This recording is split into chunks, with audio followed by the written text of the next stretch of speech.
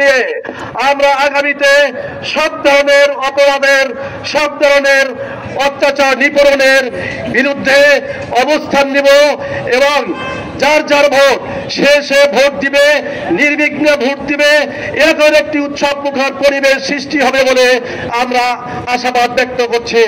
আসুন আমাদের আজকের এই পদযাত্রার মাধ্যমে আমাদের যে লক্ষ্য উদ্দেশ্য, সেই লক্ষ্য উদ্দেশ্যের দিকে এদেশের জনগণকে, ঢাকা 4-এর সর্বস্তরের মানুষকে আমরা উদাত্ত আহ্বান জানাচ্ছি যে আসুন আমরা সকলে দুর্নীতি মুক্ত, চাঁদাবাজ মুক্ত, সন্ত্রাস মুক্ত, মাদক মুক্ত, ইফটিজিং মুক্ত একটি সুন্দর সমৃদ্ধশালী ঢাকা 4 গড়ে তুলি।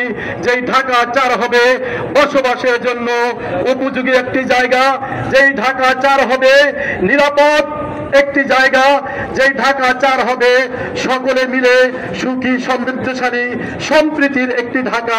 এই আশাবাদ ব্যক্ত করে আপনাদের সকলকে ধন্যবাদ জানিয়ে আমি আমার কথা এখানে শেষ করছি। আসসালামু আলাইকুম ওয়া রাহমাতুল্লাহ।